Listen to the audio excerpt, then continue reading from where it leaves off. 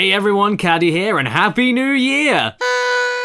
Yeah, I know I'm nearly a month late with that, but you know what? I've been a bit busy behind the scenes, as I'm sure everyone else watching this video was over the holiday season. Needless to say, I'm definitely refreshed now and ready for a new few months worth of video making, and to kick this off, I thought I'd give you all an idea on the games that I fucked with during Christmas 2017. And if you read the title of this video as Games I Fucked During Christmas 2017, then you're my kind of person. I've been playing a lot of games over the last few weeks and diligently making notes about every single one of them, so please do get ready for an onslaught of catch-up reviews over the next few weeks until Far Cry 5 comes out. But until then, here is a quick compilation of mini reviews of games that I played over Christmas that I didn't have that much to say about to dedicate an entire video to. To start with, I actually replayed a game that is now 10 years old, holy shit. The original Dead Space, a great sci-fi action horror game and one that I wanted to test out on my new gaming laptop that Acer so kindly sent over to me during my sponsored video about them. And yes, this does mean more PC reviews now because this beast is more powerful than my work PC and I can use it away from a work environment. Back on point though, I wanted to do something I've never done before, replay Dead Space with nothing but the plasma cutter, and honestly,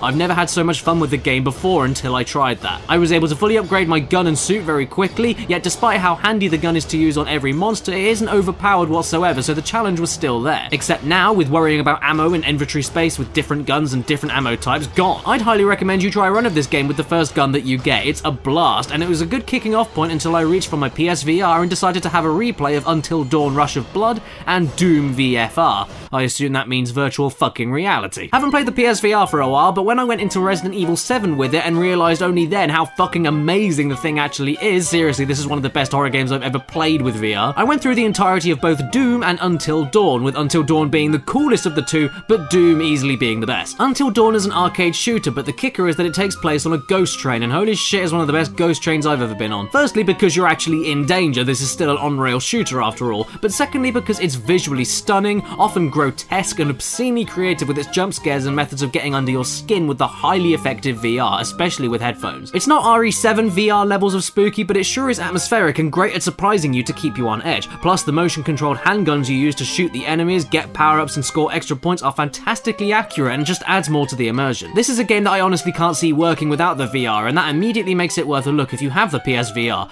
along with the motherfucker of the FPS genre, Doom. This takes the concept Until Dawn tried out, but then basically goes batshit insane with it and lets you actually move around to let the spawns of Satan get right into your face. Sorry for the jittery footage here, but actually I didn't realise there were so many options to tinker around with for people with motion sickness to camera movements and stuff, and if I had known all of that beforehand, I would have enjoyed my time a lot more, because it took me until the last quarter of the game to realise that you can turn the camera from flipping between angles to smooth panning around, which not only makes the game a little easier, but flows a lot better. And yes, I said flows better, because this is essentially the Doom reboot from recent times, but just in VR, there's not much more to say. It is an original game with original levels though, and fantastic visuals, stomach-churning heights that you can reach and look down, and all of the classic weapons you expect are back. But the main difference is that you are there, and playing Doom in this manner is unlike any FPS game I've ever experienced. The first time you see a cacodemon in VR and look right down its throat is the day you realise they're actually pretty fucking horrifying. The gameplay is the same as the original reboot, but honestly, tilting your head to A makes things that much more fun. The locations and visuals are great, and the tech is massively impressive, but full warning,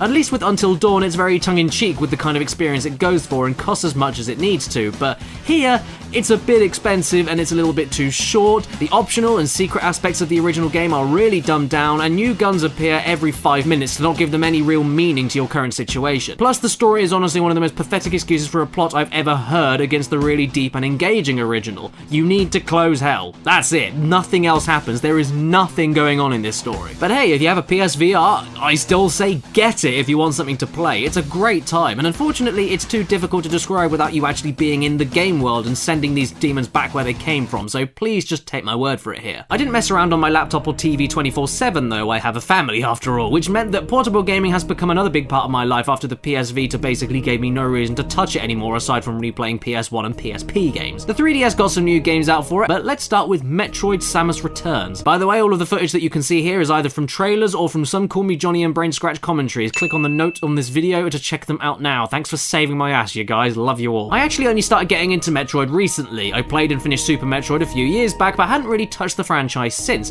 But after hearing about an official remake for the game preceding that, I thought I'd finish Zero Mission on GBA to get prepared for it, and voila, here I am. Really enjoying the gameplay, the stories, and really enjoying this one too. I didn't love it, but I did really enjoy it. As far as Metroidvania games go, it does the job, but you know, seeing as Metroidvania was named after Metroid, just having a decent game for the genre makes it slightly weird. Don't get me wrong though, it's still a really good game, especially for a portable system. Here you have a challenging, oppressive, very pretty, especially in 3D, and really explorative side-scroller with threatening enemies and many mini puzzles to solve to get around the terrain and deeper into the nest of a vicious alien horde, with some brilliantly creative and tricky bosses, especially for the optional mining machine. Loved this entire bit. And putting pins on the map wherever you like, and that full 360-degree aiming is a godsend. But that's all it really does. If you've played a Metroidvania before, you've played this already, and everything additional to the Metroid formula either doesn't really add anything or changes things against its favour, especially compared to some of the insane shit that Zero Mission managed to pull off many years before it. For instance, I think a choice between which power you can use and movement should have been able to be switched between the D-pad and the stick, because I cannot tell you the amount of times that the morph ball didn't work as intended, being a couple of degrees off with the stick. Yes, I know you can use the touch screen to use the morph ball, but that's just a pain in the fucking ass. Or I ducked and looked up when I didn't need to, running left and right, and in the sequence with the mining thing chasing you, I died here more than anywhere else because Samus thought I wasn't moving left or right because I was a couple of degrees off with the stick looking up or down. Urgh. Many environments compared to Zero Mission or Super Metroid even look way too similar, and you could say, well, yes, because it's based off of the Game Boy original, which is supposed to look like that. Yeah, but the unofficial fan remake of the damn second game looks a lot better than this. You can't manipulate mechanics as much anymore with singular wall jumping, which feels oddly restrictive, and despite how useful the counter-attack is for killing enemies in one shot, it ends up just being a little bit too slow and boring by the end game. Plus, if there's more than one enemy on the screen, you will get hit anyway, and even after you move your aim after the counter, you lose the chance to kill in one hit which enemy actually hits you, and that can and does happen frequently. I guess if you're a Metroid fanatic, this game is satisfying enough for something coming from Nintendo that treats Samus with a little bit of respect for a change, but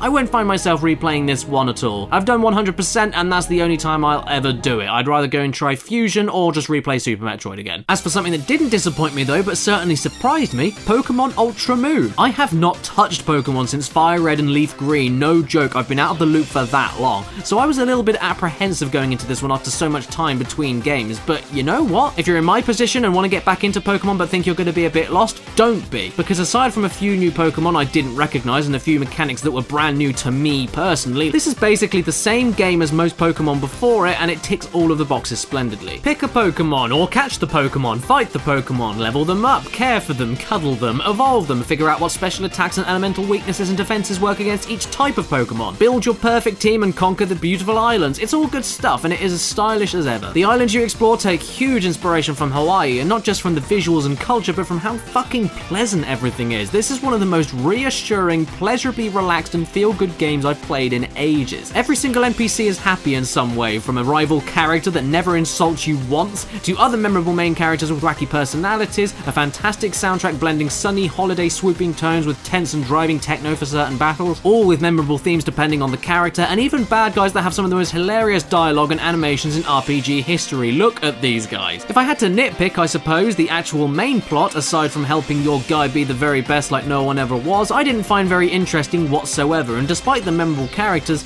I didn't find the motivations of the heads of each organisation that much different from anyone else, or honestly I just didn't care about it. I don't think anything resonant or thought-provoking is said in the story in a game that involves animals beating the shit out of each other. And this wouldn't be a problem if it weren't for the huge amount of dialogue forced into your face regularly. I'm fine with dialogue, but the thing is I want to be interested in what I'm reading about, and half the time I wasn't. It feels like it's trying to be a very deep and complex story, but really isn't, which just makes some scenes drag on way longer than needed. And hey, I get that this is a huge game, so the lack of 3D support I can live without, but did anyone else find some of the models and textures extremely original DS quality? The models of the Pokemon themselves are fantastic, but what's going on with some of the people and environments, I don't know. Plus the frame rate and game speed totally shits itself when 3 or more Pokemon are on screen, which is insanely distracting. I can't lie though when I say that I'm still really enjoying the game though, and I'm still playing it heavily now, and in case anyone was wondering, here is my dream team after about 33 hours of playing, and all of them at level 55 plus. Decidueye, Gyarados, Arbok, Primeape, Ribombee, and Magnezone, and pretty much all of them are at level 5 affection. By the way, Rowlet is the cutest fucking thing I think I've ever seen in my life. I absolutely love him. So fuck the 3DS and let's jump back to PC with with the last two games that I played. Firstly, What Remains of Edith Finch. This will be a hard game to even sum up, since I think the best experience with these kinds of things is to go in as blind as possible, but let's just say that for as far as walking sims go, this was one of the better ones, and it was an incredibly moving story told in an expertly stylistic way that touched my feels by the end, I can tell you that much. It's beautiful, it's insanely creative with how the backstories of the Finch family are told, the gameplay mechanics, graphical style, and how the text-driven story progresses totally shifts in every backstory you travel through,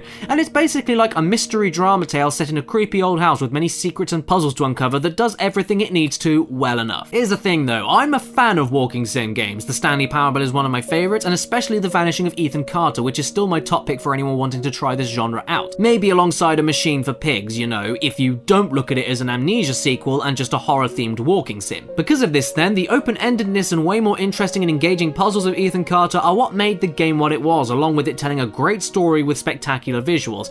Compared to Edith Finch though, this game is a lot less of a game, which I found a bit of a shame honestly. It can tell a very engaging and effective story, but what actual interaction there is pretty limited for as creative as it is. The backstories are very imaginative and great fun, but don't require any real thought to get through, and despite the awesome idea of an old abandoned house with a dark cursed history behind it, you'd think there'd be a few Resident Evil styled puzzles with secret passages, switches and such, and that stuff is there, don't get me wrong, but you never figure this out on your own. You just find out about everything and tap all over the place in an extremely linear series of events that lead you to each individual family member's history in a very linear way. Edith Finch is very one after the other with its structure, which took me out of some of the more magical moments, but hey, it's still a very good walking sim, and like I said, very moving. I just don't think it's as big of a masterpiece everyone says it is. But finally, to close this video off, I managed to play another game on PC and love every second of it more or less, A Hat in Time. Similarly to Metroid Samus Returns, if you've played a 3D collectathon platformer, you've played this already, hence why I couldn't say much in depth for a standalone video, but it's the imagination and huge effort behind every corner of every world of this game for an indie team to pull off that makes it so special. Let's begin with the fact that this game is totally frigging adorable. Visual gags are all over the place, and everywhere you look and every time you open your ears there's something charming, weird or funny. The very cute and kind, yet often selfish and childish brat Hat Kid interacts with nearly everything and every non-assuming enemy in the world around her, and there are more visual and gameplay gags hiding behind dialogue scenes and how you move things in the environment around, with this one in particular being one of my favourites.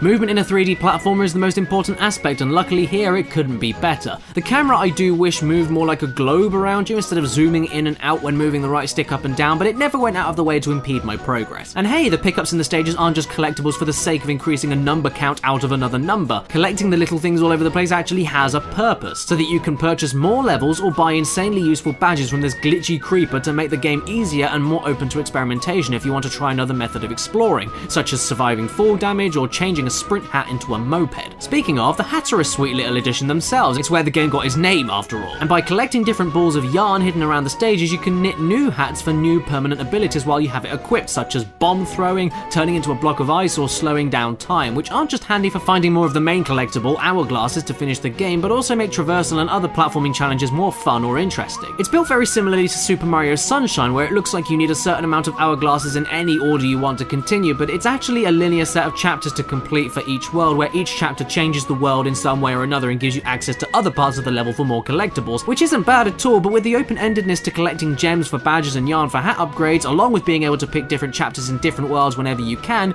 it begs to be more like Mario 64 and not mission-based. But does that make the sense of exploration a little toned down or ruin the game? Not at all, because of more things to find, like the relics to build a piece at a time that open more bonus levels for you, tokens to find for cosmetic changes in the slot machine, and more yarn to knit the hats. And the totally different visuals and music accompanying the same world in every mission is great, along with the different ways you need to move around it. I also found the fact that objects of importance literally scream in bursts of colour extremely useful and stylistically pleasing for the huge open levels. No matter how lost you feel, you always have some idea where you've been or where to go. Oh, also, the bosses are kick-ass, and many of them are pretty damn funny after the build-up between funny character exchanges through each world's entertaining story. It does have a few problems though, like the homing attack being a little bit too overpowered in my opinion, and the wall jump being a bit finicky, seeing as that you can't influence your jump direction going upwards, but you can influence it anywhere else in the game, and that can be a slight pain. But there's too much creativity and goodness overall that makes it a huge problem. Plus, fucking Youngtown is in it!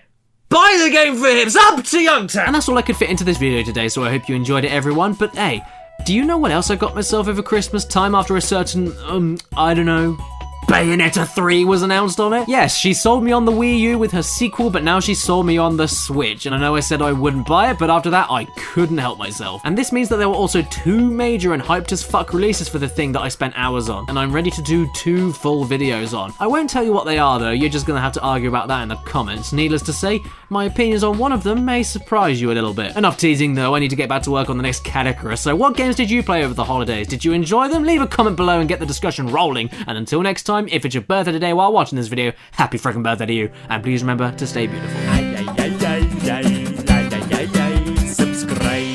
Thanks so much for watching this video, everybody, and special thanks to every single person on the screen right now who not only supported me through most of last year, but also through all of my breaks, which is unbelievable. I really can't thank you guys enough. You are help improving the channel in ways you can't imagine. Check the description below if you'd like to make a contribution via Patreon, and also special thanks to all of my top tier supporters: Omar Matu, Basil, Patrick Ferguson, Andy Ellis, Robert Alamsha, I Have a Portal Gun, Gamerman, Karsten, Mitchell Reed, Tiago Pereira, AD Thornton Smith, Oblivion Rising, Noxious, Kane Stewart, Ellen Rilpley, Kirsten B, QB, Nathan Young, Nicole Ganara, and the incredible Molky. Thank you so much, every single one of you.